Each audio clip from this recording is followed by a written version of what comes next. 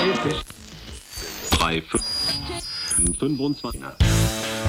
this episode, we welcome back Phra Pandit to talk about taking your meditation to the next level and going on a retreat.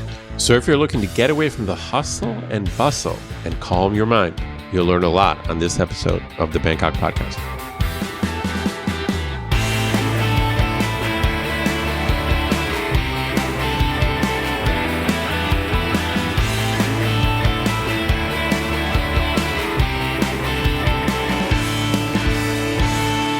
Sawadee krap, and welcome to the Bangkok Podcast. My name is Greg Jorgensen, a Canadian who came to Bangkok in 2001 with nothing but a bag of maple syrup and a dream. Sadly, the syrup is gone, but the dream is still alive. Maple syrup never lasts very long. That's one of the rules of maple syrup. Not in my house. That's right. And I'm Ed Knuth, an American who came to Thailand on a one-year teaching contract 23 years ago. Fell in love with being able to walk into a lab, get blood tests for anything, anytime I want, without seeing a doctor, for not a lot of money. So I never left. That's actually a pretty big benefit, isn't it? I mean, in the U.S., it would cost $1,000. In Canada, you'd have to wait for 4 months. Yeah, I mean, obviously there's other reasons I stayed. It's not only that reason. But it's funny. Fetish for needles. I know most of my intros are a little bit more ironic or have double meanings. But, I told the story on the bonus show. I got a bunch of blood tests that helped me figure out some health problems. And it's just, there's just a lab close to where I live. I just walk in. They have a sheet, a checklist with probably 150 tests on it. You just go check, hand it to them. They take you back, take the blood. You pay a very small fee relative to what's going on, and then they email you the results that night. That's it. Nice. So, you can test for anything you can imagine. I mean, some of them, or a few of them are expensive depending on, specifically what you're testing for. But overall, it's just fast, efficient, cheap, and as far as I know, it doesn't exist in the States.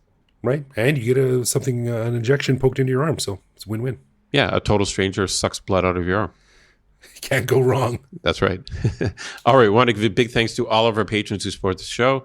Patrons get every episode a day early, behind-the-scenes photos of our interviews, a heads up to send questions to upcoming guests, and access to our Discord server to chat with me, Greg, and other listeners around the world. But best of all, patrons also get an unscripted, uncensored bonus episode every week where we riff on current events and Bangkok topics. On this week's bonus show, we chatted about our meetup coming up on September 29th. More details to come. Whether or not mixology is lame or cool. A defense of grapao becoming Thailand's national dish. And a story about my health problems and the role my maid played in getting me on the road to recovery. To learn how to become a patron, click the support button at the top of our website. Right, and as always, if you have a comment, a show idea, or just want to say hi, head to BangkokPodcast.com and click the little microphone button on the bottom right to leave us a voicemail that we'll play on the show. And also, everyone, don't forget, if you listen to the show on Spotify, you can now hear all of our bonus shows there as well if you're a patron. Simply link your Patreon account to your Spotify account and add our new feed titled Bangkok Podcast Badass Patrons Only to hear the regular and bonus shows in the same place. All right, well, on this episode, we return to pick up where we left off with our good friend Phra Pandit. In episode 48, Ed and he discussed the ins and outs of meditation and how it works. And this episode is a continuation of that discussion. Just how do you put that into practice? Now, Ed has some experience with meditation retreats in his many years in Thailand, and Phra Pandit has led a fair number himself. So this episode is for those who might want a change of scenery in the form of a meditation retreat. The two discuss Ed's experience and come up with a few pieces of advice for the intrepid meditation noob. So here is Ed's sit down with Phra Pandit.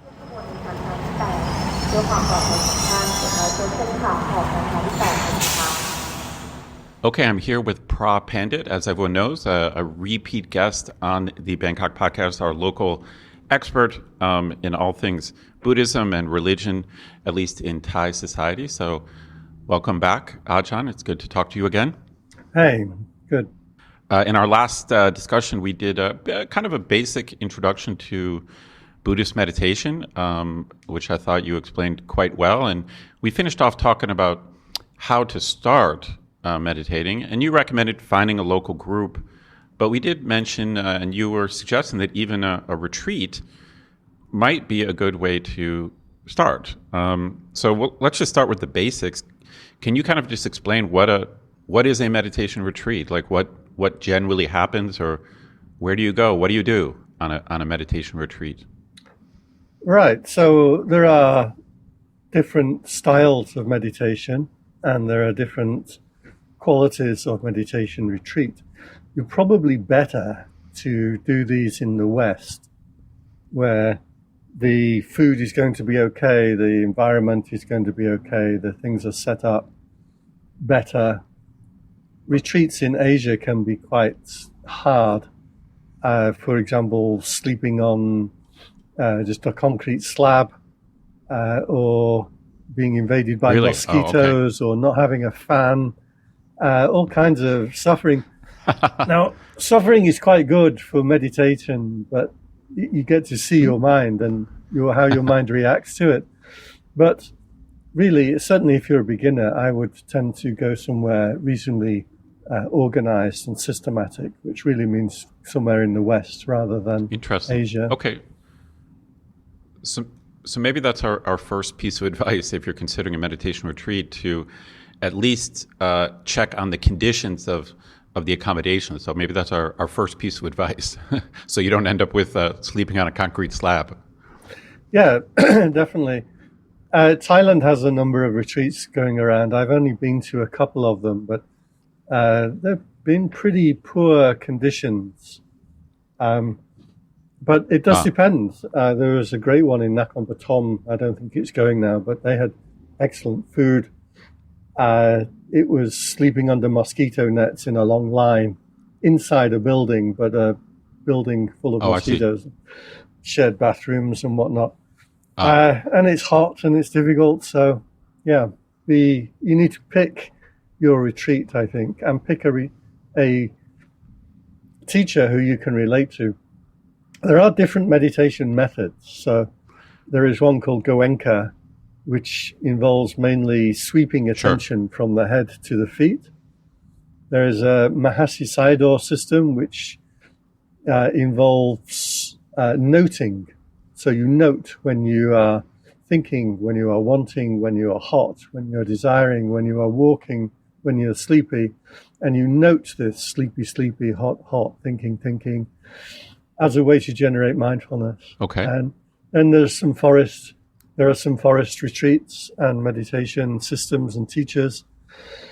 Now, all of these loosely call themselves vipassana. So vipassana really just means insight. So different kinds of meditation that provide you with insight or train you to be an observer of your own processes. These, broadly speaking, we can call vipassana meditation systems. I think most retreats around the world now call themselves vipassana. Right, and it also has been branded as mindfulness, so roughly equivalent. But I think you made a very good point that it's definitely not all the same, and there's a lot of different schools or techniques within the broad label. Yeah. So you have professional mindfulness, you have muck mindfulness, different kinds, different styles. A lot of it depends. But in general, on a retreat... Go ahead. But in general, on a retreat, you're going to go somewhere away from home, you're going to sleep there, and you're going to get a fair amount of meditation instruction, and you're going to be sitting a fair amount. So the basic idea is go somewhere where you can do a lot of meditation with less distractions than home. So you're not going to be sitting for 1 or 2 hours a day. It's going to be more than that. And you're going to presumably get some good instruction from a high-quality instructor. That's the basic idea. Hopefully, that's what you'll be doing. But things vary a lot. I know one teacher who just descends upon his meditation group for an hour or so, hour and a half in the evening, and then he just leaves you to while the rest of the day away by yourself. I see. And then there's others who micromanage your every movement. Well, Well, I was just thinking, having gone on one of those Goenka retreats, I went on a 10-day silent Goenka retreat quite a ways back, but it was a pretty intense experience. Maybe the second piece of advice would be to make sure you know the kind of rules or the kind of culture of your retreat, because the one that I went on, although I had done some meditation before, was my first retreat. Those retreats have quite strict rules. It was a silent retreat, so there's no talking except questions for the ajahn. And there were other rules such as no reading or writing of any kind. So we obviously had to turn in our electronic devices, no phones. But in addition to that, we weren't permitted to read or bring books during downtime. We were not permitted to journal or take notes. Officially, even stretching and doing yoga in between the sessions was prohibited. Now they couldn't quite monitor that because we were in our own rooms, but maybe that would be another piece of advice, to make sure you understand the culture of the retreat you're going on and how strict it is. Yeah, but generally speaking, the more strict it is, the better the experience you're going to have. Remember, you're doing this for a period of 10 days. These aren't rules that you're expected to take on cult-like for the rest of your life. These are things that you are to do specifically during that 10 days. And that's a very important distinction between a cult and a meditation retreat. So generally speaking, the more rules there are, the better the retreat is going to be. But people being people, or certainly Westerners, they will rant and rage and push and pull, and they want to have their phone. Right. People have complained to me, they say, "Oh, I need my phone for my business." Well, don't come on a meditation retreat if that's the case. Other people have, they insist on, well, I must have my own room, or I must do my yoga practice, or I'm blah, blah, blah. Generally speaking, the more you start making demands, the less you're ever going to really be a meditator. I do find it interesting, though, that in your experience, they ask you not to do stretching and yoga. Most meditation retreats that I've ever been on would actually recommend that. I think I might have exaggerated slightly. I specifically remember them saying not to do yoga. I think they didn't want you doing some like competing practice. I think where they're going. So I'm not sure about the stretching. You kind of have to stretch when you're sitting so many hours per day, But there was a prohibition on, if you have an Ashtanga yoga practice, or you're not supposed to be doing some alternate, potentially spiritual practice. I think. Goenka retreats are like that. They are absolutely insistent that you do everything exactly the way that they do it. And in that sense, they are kind of a little bit cult-like. But again, we should emphasize it's only during the period of the retreat. They're not asking you to change your entire life and live that way forever. But while you're on their retreat, then you do their practice. Other teachers are a lot more open in this sense. For example, myself, I'm very happy if people do yoga or Qigong. We actually teach on my retreats. And if people have certain meditation practices, I'm usually willing to work with them to carry on doing the practice that they're accustomed to. So it does depend. Well, I like that you kind of have this attitude of, to put it in colloquial terms, you're kind of saying like, go big or go home, like go hard or go home. Like you're suggesting, hey, if you're going to do a retreat 3 days, 5 days, or 10 days, you might as well get a real experience and not go on some casual holiday. You don't want to go. There's no point in going on a meditation holiday.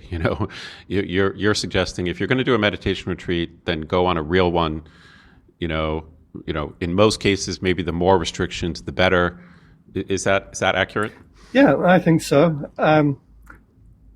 One of the things to note is that generally speaking, you shouldn't be paying a lot of money for a meditation retreat. So I have seen some of these things around where they charge quite a lot of money and they put you in a boutique hotel and give you Sure. clean sheets Right. and towels and blah, blah.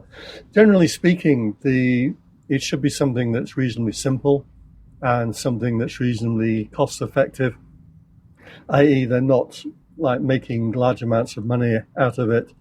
Usually the teachers are only paid by donation. So these kind of retreats will tend to have fairly strict rules. Sure. But all adds to the fun, I think. Okay, so maybe that's our third piece of advice is don't pay too much, and you really shouldn't think of it as some type of luxury getaway. That's probably the wrong the wrong combination with meditation. Yeah.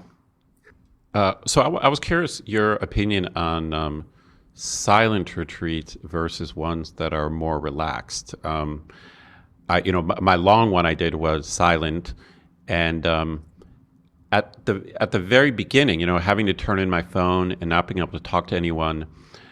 Honestly, for the first hour, maybe hour and a half, it was kind of torturous. But it didn't take long before I was so happy that I didn't have my phone. It didn't take that long.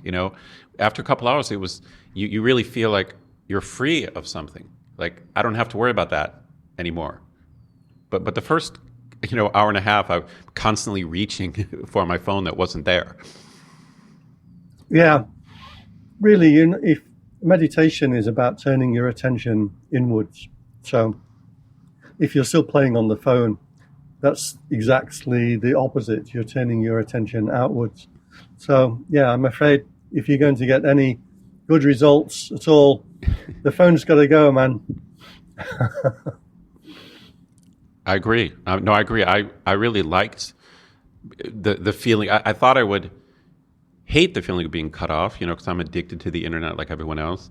But it only took a couple hours, and this idea actually of being cut off was quite relaxing.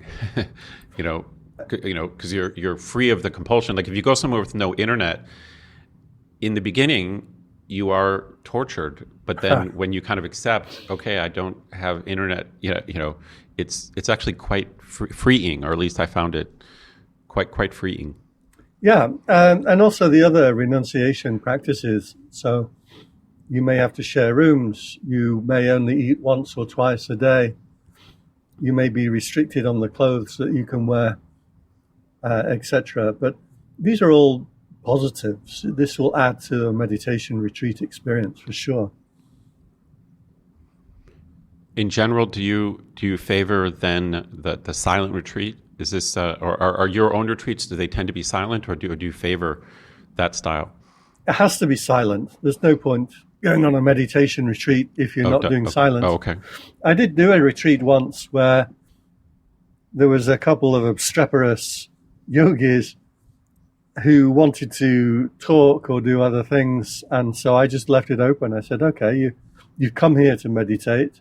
I'm going to trust you to let you meditate, but I'm not going to make any rules. And what happened was they all just started gabbering and really had no interest at all in the meditation.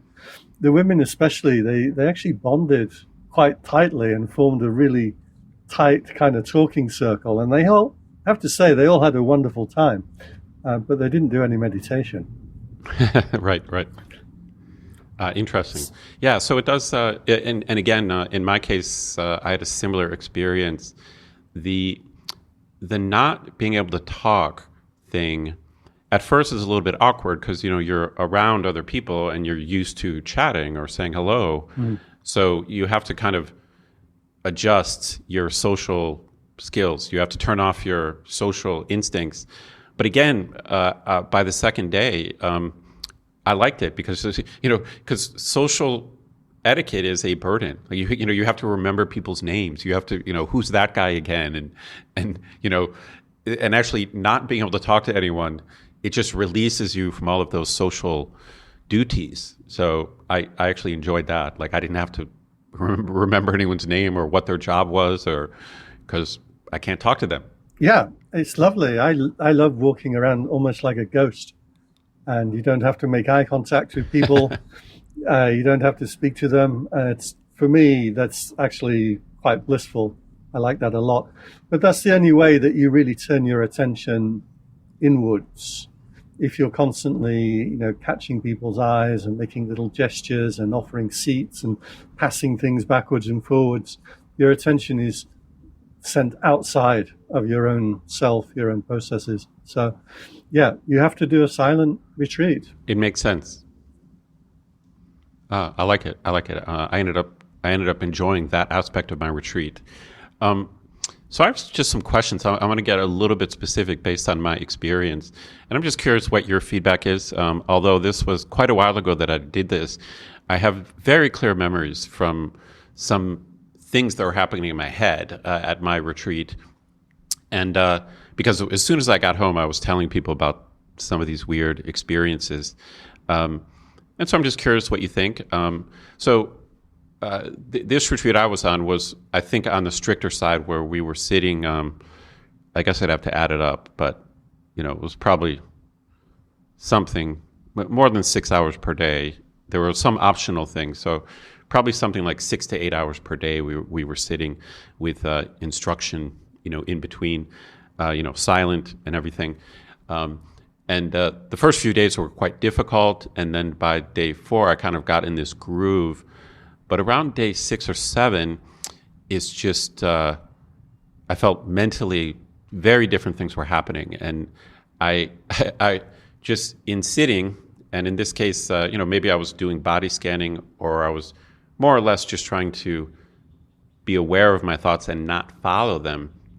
I got very vivid, almost like dreams, even though I was awake, that were just kind of fascinating. Like, I just felt like I was looking at a wall of images that were flashing before my eyes. And, and it didn't necessarily all make sense, but I had this distinct feeling that I was watching a movie in my head, but I was trying to follow the practice and not follow the images or create a train of thought. But it ended up being quite satisfying. It was like I was watching a movie, and I didn't know where it was going to go, and I was just letting it happen. And it was one of the more peaceful, or, I know the goal is not necessarily to feel good when you're doing this practice, but it ended up being kind of fascinating and basically entertaining. Just watching the weird stuff my mind was coming up with, dragons and snakes and images and memories. And I had this feeling I'm just sitting back and watching, and it was quite entertaining. What's your feeling? Is this common or unusual? What would be your take on that? Yeah, it's the subconscious playing out in front of you, and you have two kinds of thought.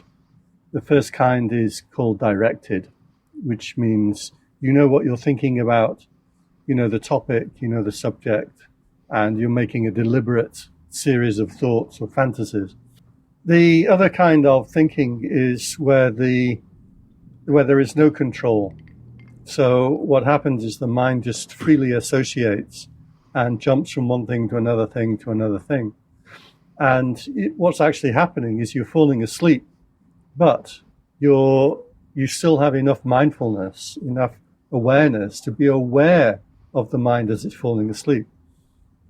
So what's happening is a dream state playing out right in front of you. And it's fascinating because what's fascinating is that these images are created by your subconscious. So they have a relevance to you. They have their story that they're creating feels deeply personal. And so it's very tempting to look into it and see it and watch it. But all meditation teachers will tell you not to get involved in that. That is just the mind playing out by itself, literally in a waking dream state. So you definitely don't follow that kind of experience.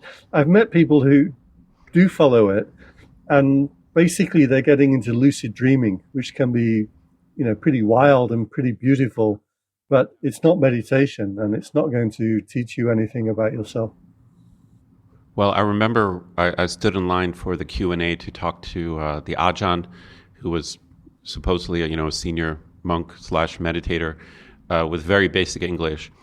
And, when I described this to him, he was listening very closely, Okay.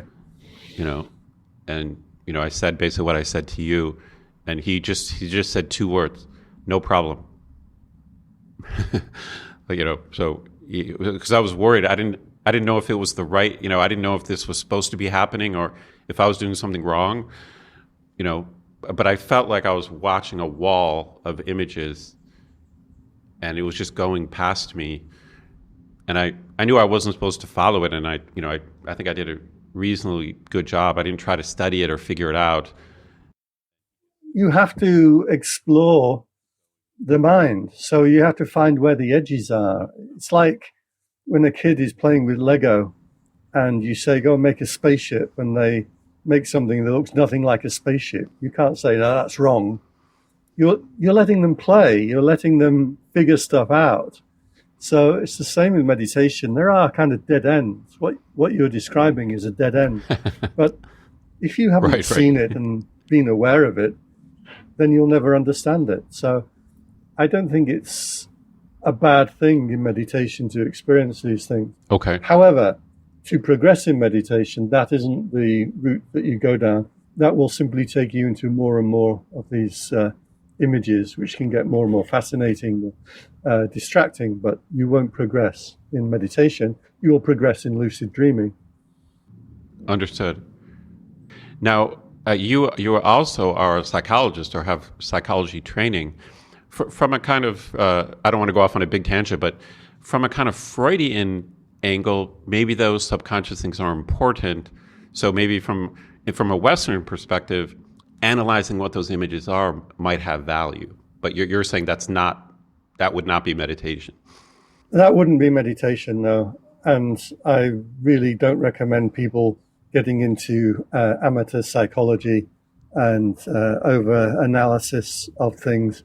I haven't seen any good results from that ever. So, I mean, the images are quite bizarre and odd, and you're right, it's coming out of your subconscious, and they are quite odd and bizarre. So I remember at the end of the silent retreat, they had a special meeting where we were allowed to talk to our colleagues for the first time.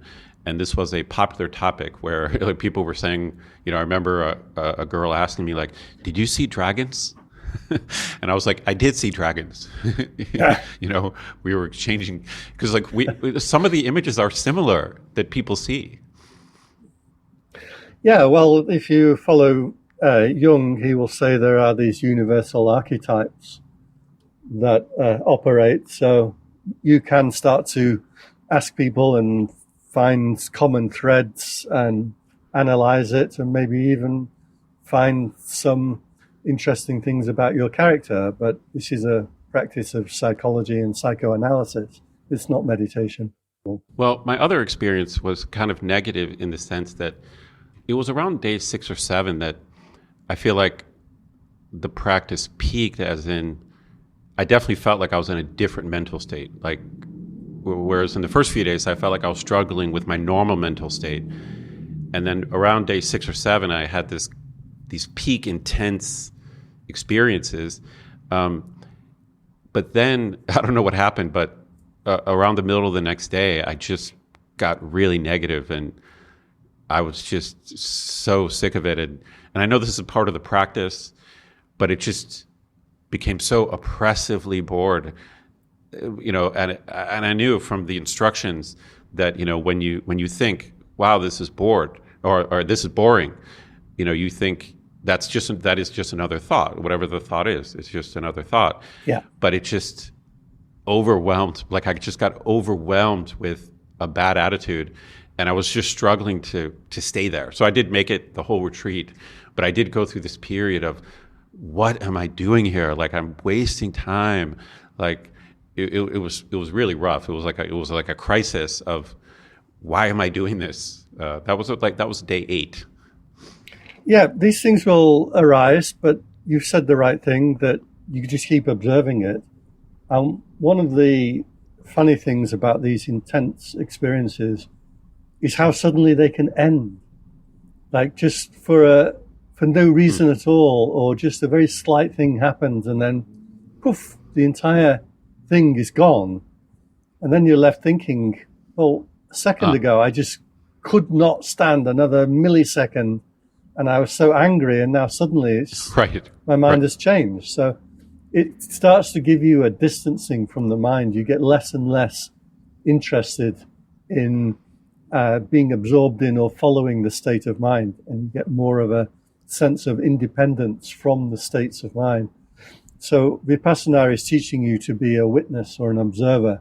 So you watch these things come up and they disappear. And the more you see them come up and disappear, the less attached you get to them. And the greater you have a sense of self or solid ground that lies behind or beyond these temporary mind states. I think a lot of people, if you haven't done yoga before or meditated before, it of course can be physically painful, your knees, your back. And so that's part of the process, dealing with the physical discomfort. I was kind of ready for that. I knew about it, and that was kind of probably at the peak of my yoga practice. And so in general, I thought I handled the physical stuff okay. But I did have a weird experience. I think it was the day before the end. It was on the 9th day. My attitude had gotten a little bit better, I think, because I could see the end coming. I'm like, okay, one more day.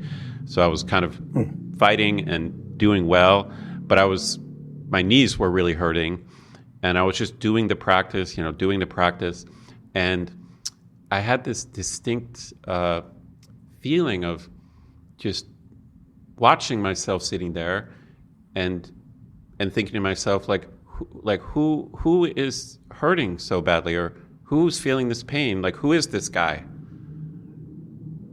And again, it was definitely not a normal mental state. Like I felt like I was floating above myself and like looking at myself, and it was like, who's this guy complaining so much?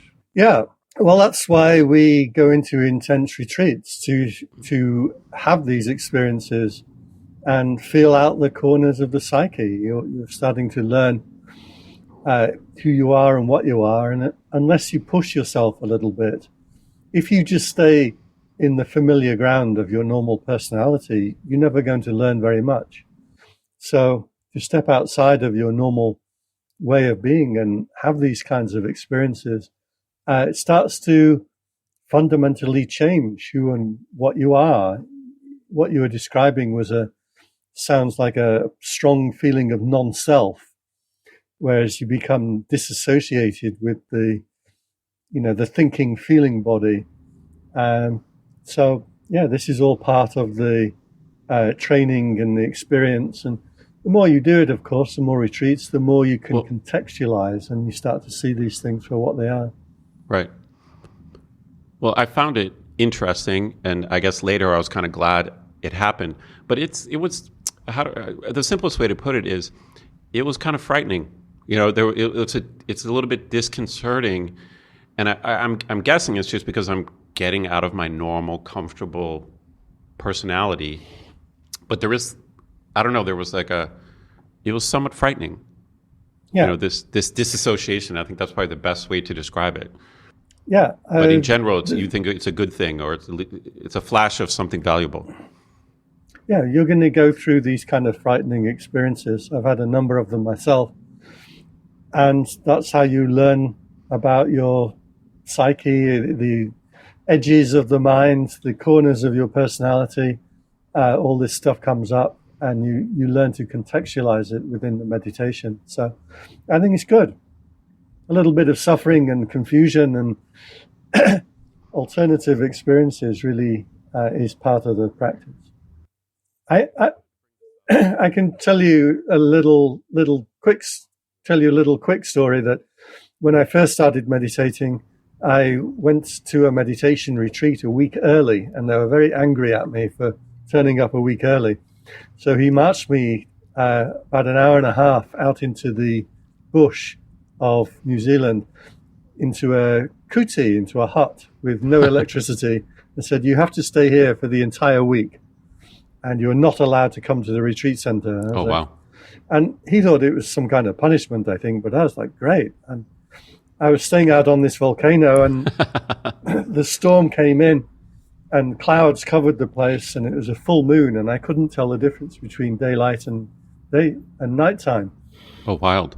And I've always been someone who is terrified of the dark. And so being in this thing was utterly terrifying to me. I was so scared. I was even peeing out of the window because I wouldn't step foot outside of this kuti. Oh, wow. And then now, I how had old this were you? I'm experience, curious. The wind. I was 22 at this time, I think. 21 or 22. Okay. I hadn't been meditating for long, but I was petrified of the dark anyway. I still am to a degree, but nowhere near as much. And then the wind came and it was blowing this kuti around, and the walls were kind of kept popping out from under the roof. And it was quite frightening, and us having these kind of hallucinations of demons and devils coming in and reaching in to get me. And I was absolutely crapping myself. Oh, wow. But I just stayed there watching the mind. And then you see that then suddenly you're thinking about eating pizza, and oh, hang on, where did these demons go? Right. And then suddenly you're thinking about a noise outside the kuti, and then you just keep watching the mind, and it rails and it rants and it rages and it throws up all kinds of things. But if you don't attach to it, eventually it loses its power over you. Right. They're all just mental events, which in the normal state of mind, every mental event is super important, and it's got to have meaning and be relevant, and you got to figure it out. But in this other mental state, it doesn't really matter what you're thinking. Yeah, you learn to separate from your thoughts. Right. Well, my last somewhat funny experience from my only long retreat I've done is like a fool. I read a lot about other people's experiences, which I probably should not have done. But I really, as a Westerner, I'm like, I have to read a book about something before I do it, And so I read about all these meditation retreats and read a bunch of reviews of people online. And so I read about all these experiences before I did it, which I think is a mistake. I agree with you that it's better just to go do it and not have too many preconceptions. But I distinctly remember they were talking about their retreat, and they were talking about when they got deep into the retreat, they were doing some walking meditation, and they were in a garden, and they talked about how they became fascinated by some ants, like a school of ants or whatever you call a bunch of ants. And the person was talking about how unbelievably fascinating and interesting these ants were, and they became totally transfixed watching these ants. And they told this as if this was an amazing experience, like that this is happening every day around them, but they're totally unaware of it. And in this state of mindfulness, they saw this beautiful thing, right? But for some reason, when I read that, I was thinking, like, I don't want to become fascinated by a bunch of ants. Like, that's, my reaction was like, that's kind of dumb. Like, I don't want to be, there's almost this sense. I know that there's something about this mindset that is supposed to be, I don't want to say childish, but it's supposed to be, you're developing this kind of sense of awe and wonder at things that you otherwise would think are trivial. You're paying attention to the breath, and you're getting engrossed by the breath, which in the normal state of mind is very boring. And so my reaction was, I don't want to become someone who stares at ants for 10 minutes. But on like the 9th day of the retreat, I basically had the exact same experience, where we were on a break. I wasn't not doing official walking meditation. That wasn't part of it, but it was a break. And it actually wasn't ants. I can't remember what I was looking at. It was something in the garden. I think there was like a bee or something. And, it's a very peaceful environment. Like, you have nothing else to do. You have no phone. You can't talk to anyone. So I was just standing there watching a bee, like on a flower. And then I remembered this thing I had previously read, but it's kind of true that in the busy life we lead, we miss all of this stuff that's happening. Because I'm busy. I'm getting to my university. I got to teach. I'm not paying attention to anything around me in my everyday life. I don't have time. Yeah.